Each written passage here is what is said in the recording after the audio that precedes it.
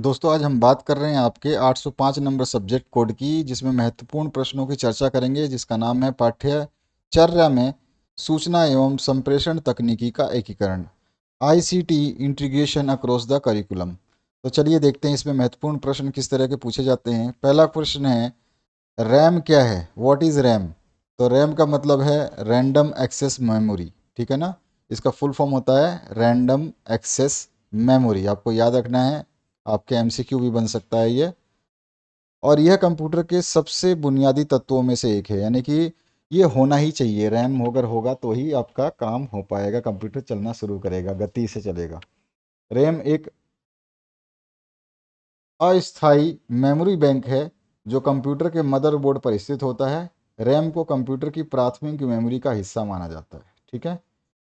फिर आपसे पूछा गया है रूबी स्टार क्या है? तो हम बोलेंगे रूबी स्टार एक ऐसा ऑनलाइन उपकरण है जो शिक्षकों को रूब्रिक्स का उपयोग करने में मदद करता है।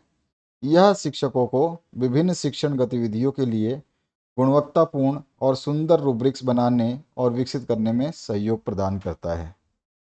इसके बाद पूछा गया आपसे माइंड जीनियस के बारे में जानकारी दीजिए। तो माइंड जीनियस माइंड मैपिंग की अवधारणा पर आधारित होता है, जो उपयोगकर्ता को बड़ी मात्रा में असमान जानकारी प्राप्त करने में मदद करता है और उन्हें विभिन्न दृष्टिकोणों से सामग्री को देखने की क्षमता प्रदान करता है। इसका उपयोग माइंड मैप, योजनाएं और नोट्स बनाने में किया जाता है। नेक्स्ट जो क्वेश्चन है इसमें पूछा गया सिस्टम सॉफ्टवेयर और एप्लीकेशन सॉफ्टवेयर में अंतर बताइए। तो आप इस तरह से कुछ अंतर बता सकते हैं। सिस्टम सॉफ्टवेयर एक लिखेंगे और एप्लीकेशन सॉफ्टवेयर दूसरी तरफ लिखेंगे। सिर्फ यहाँ पे बोला है हमने, सिस्टम सॉफ्टवेयर प्रोग्रामों व निर्देशों का एक समूह होता है जो कंप्यूटर सिस्टम को चलाने के लिए उपयोग किया जाता है। एप्लीकेशन सॉफ्टवेयर सिस्टम सॉफ्टवेयर पर चलने वाला एक प्रोग्राम होता है, यानी कि ये एप्लीकेशन सॉफ्टवेयर इस सिस्टम सॉफ्टवेयर के बिना नहीं चल सकता है, ठीक है। सिस्टम सॉफ्टवेयर खुद जो है कंप्यूटर के साथ आता है। सिस्टम सॉफ्टवेयर को सिस्टम रिसोर्स जैसे मेमोरी प्रबंध, सुरक्षा प्रबंध आदि के लिए डिज़ाइन किया गया है। एप्लीकेशन सॉफ्टवेयर को किसी विशिष्ट कार्य करने के लिए डिज़ाइन किया जाता है, जैसे फोटोशॉप या फिर एमएस वर्ड, ठीक है, या टाइपिंग मास्टर, इस तरह से। सिस्टम सॉफ्टवेयर एप्लीकेशन सॉफ्टवेयर और कंप्यूटर के बीच इंटरफेस का काम करता है, यानी कि कंप्यूटर और एप्लीकेशन सॉफ्टवेयर के लिए सिस्टम सॉफ्टवेयर का होना अनिवार्य है।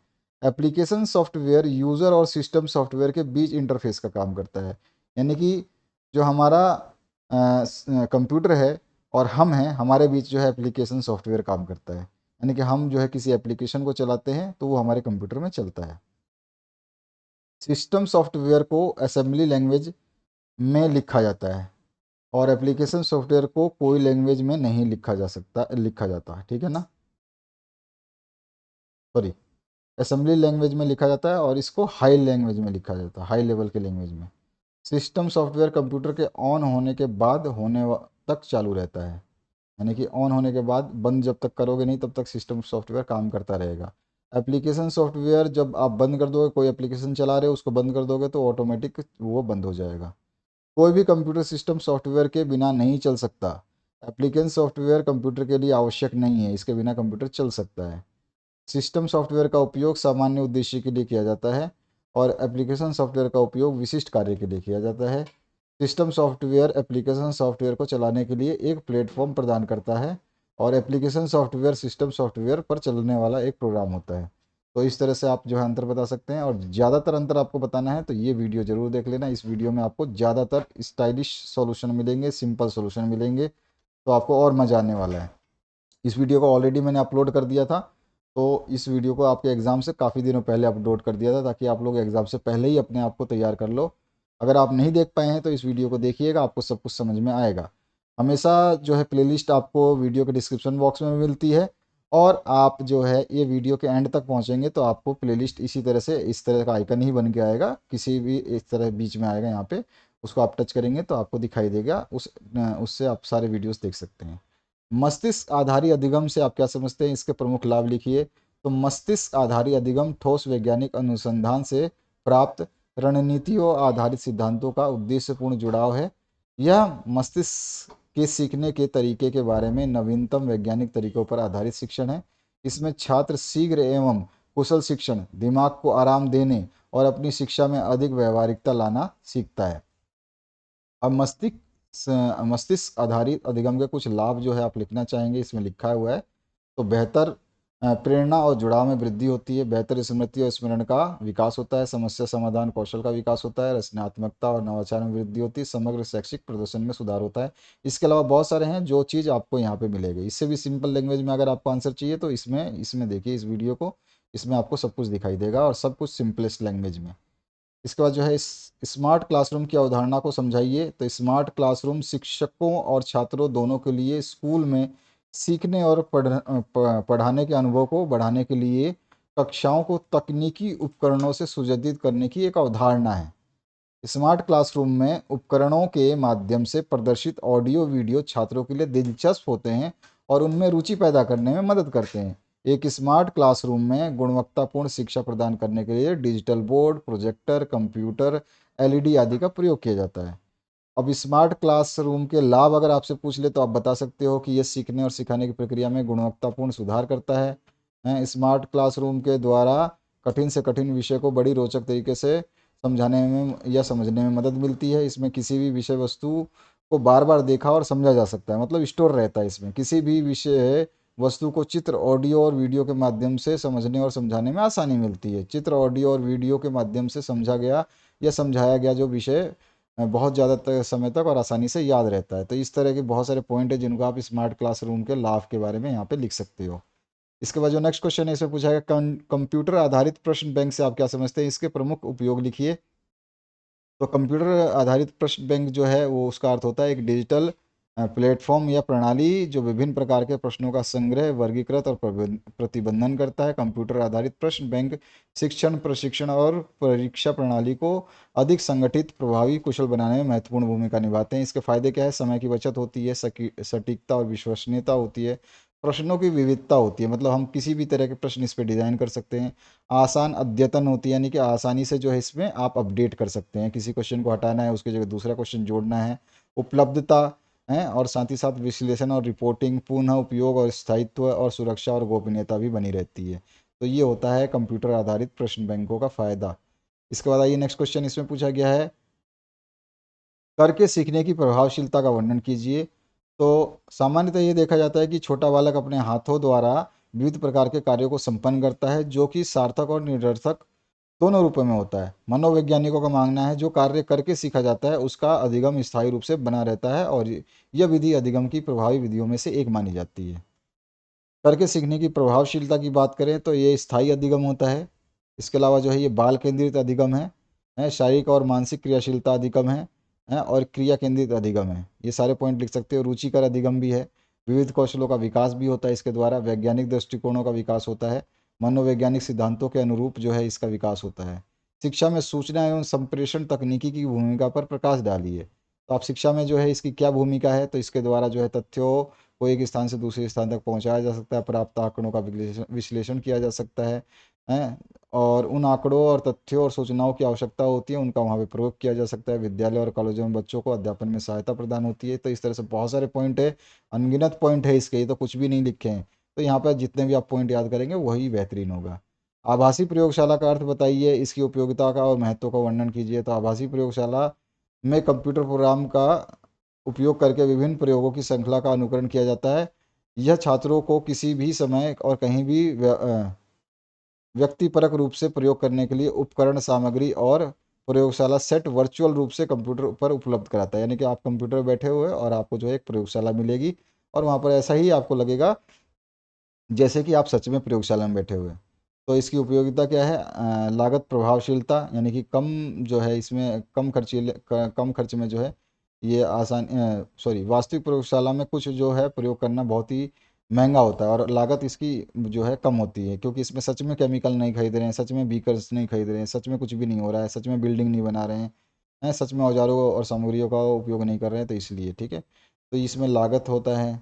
सुरक्षा को बढ़ावा मिलता है क्योंकि हम केमिकल सच में टच नहीं कर रहे तो हमारे को बचाव हो जाता है। समय दक्षता, किसी भी समय में कहीं भी और कोई भी उपलब्ध कर सकता है, कई बार उपयोग कर सकता है। कंप्यूटर की कोई दो प्रमुख विशेषताओं की व्याख्या कीजिए।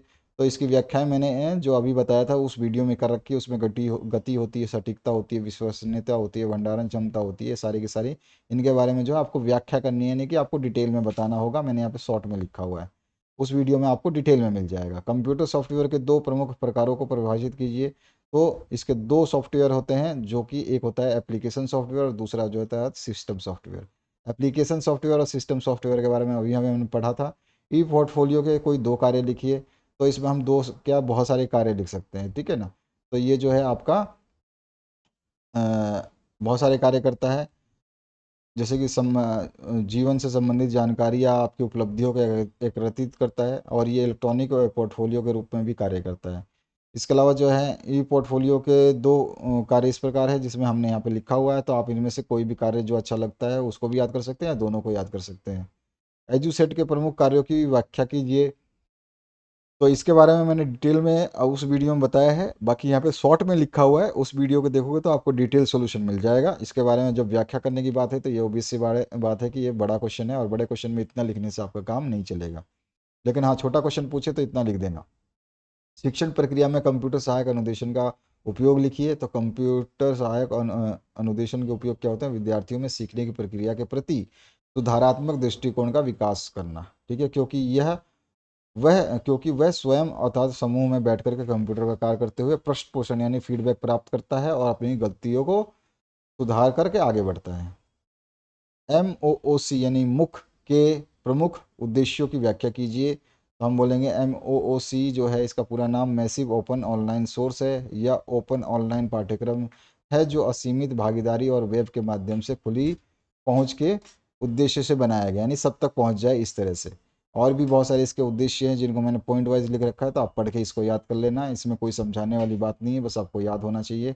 सूचना एवं संप्रेषण तकनीकी आधारित सहयोगी अधिगम की विशेषताएं क्या हो सकती हैं? तो इसकी व्यापक पहुंच होती है, ठीक है। त्वरिता एवं अच्छाई होती है, भागीदारी और संगठनात्मकता होती है। ये 3 पॉइंट भी लिख दोगे, 3 नंबर का क्वेश्चन पूछेगा तो 3 आपको नंबर मिल जाएंगे। 4 में भी इसको लिखोगे तो भी आपको नंबर मिल जाएंगे। कंप्यूटर का महत्व 2 बिंदुओं में लिखिए। तो कंप्यूटर का क्या है? कंप्यूटर से जटिल प्रक्रिया आसानी से हो जाती है। कंप्यूटर के साथ दुनिया के किसी कोने में संपर्क किया जा सकता है। कंप्यूटर का उपयोग दुनिया भर के व्यवसायों में सरल गणना के लिए किया जाता है। ये वाला वीडियो देखेगा तो आपको डिटेल सोल्यूशन और सही सोल्यूशन जो सिंपल भाषा में मिल जाएगा। वर्ल्ड वाइड वेब की दो विशेषताएं बताइए। तो हाइपर टेक्स्ट सूचना प्रणाली है ये, बृहद वितरण प्रणाली है WWW की ये विशेषताएं हैं। ग्राफिकल इंटरफेस होता है, गतिशील, इंटरेक्टिव और विकासशील होता है। कई सेवाओं के लिए एकल इंटरफेस होता है, यानी बहुत सारी आप सेवाएं WWW डॉट से ही शुरू करते हैं।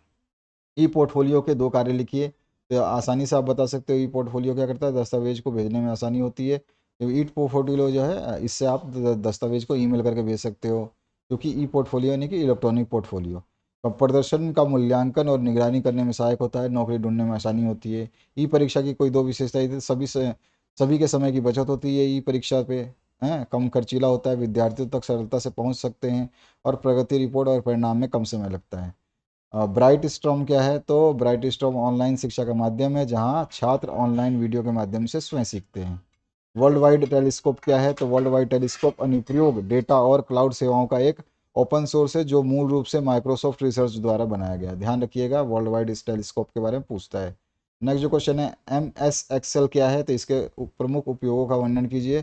तो माइक्रोसॉफ्ट एक्सेल एक लोकप्रिय स्प्रेडशीट सिस्टम है, जो कॉलम और रो में किसी भी डाटा को जो है सुव्यवस्थित रखता है, और जिसमें विभिन्न फार्मूलों के माध्यम से डाटा डाला जाता है, सेट किया जा सकता है। MS एक्सेल डाटा को व्यवस्थित करने के अलावा जो है एजुकेशन करने, निर्णय लेने, कैलकुलेशन करने, निर्णय लेने, डाटा का ग्राफ तैयार करने, रिपोर्ट तैयार करने, और वेबसाइट पर डाटा के साथ काम करने इत्यादि की सुविधा देता है। फिर लेज़र प्रिंटर क्या है? इसकी प्रमुख विशेषताओं का वर्णन कीजिए। तो लेज़र प्रिंटर के बारे में आपको बताना होगा। इसमें पूछा गया है नासा वर्ल्ड वाइड को समझाइए। तो नासा वर्ल्ड वाइड के बारे में मैंने यहाँ पे लिखा हुआ है, इसको आप पढ़ करके समझ सकते हो। इस तरह से आपसे पूछा जाता है। नेक्स्ट जो क्वेश्चन है, इसमें पूछा गया आपसे सूचना एवं संप्रेषण तकनीकी आधारित परीक्षण निर्माण के निम्न टूल्स बताने हैं आपको। हॉट पटाटो है, गूगल के बारे में पूछ सकता है, सर्वे मंकी के बारे में पूछ सकता है। तो आपको हॉट पटाटो के बारे में यहाँ बताया हुआ है, इतना याद करना। गूगल के बारे में पूछे तो आप ये याद कर लेना, पूरा का पूरा यहाँ पर जो दिया गया है, ठीक है, इसको आप याद कर सकते हो। ये गूगल के बारे में है। इसके अलावा जो है अगर आपसे सर्वे मंकी के बारे में पूछे तो आप सर्वे मंकी के बारे में ये बता दोगे, ठीक है। इसके बाद जो है आपसे ई अधिगम की विशेषताएं पूछ सकता है, तो ई अधिगम की क्या विशेषताएं होती हैं वो आपको बतानी होगी। इसके अलावा जो नेक्स्ट क्वेश्चन है आपसे पूछ लेता है ई लर्निंग और ब्लेंडेड लर्निंग में अंतर क्या होता है। सबसे ज़्यादा पूछा जाता है ई लर्निंग और ब्लेंडेड लर्निंग के बारे में।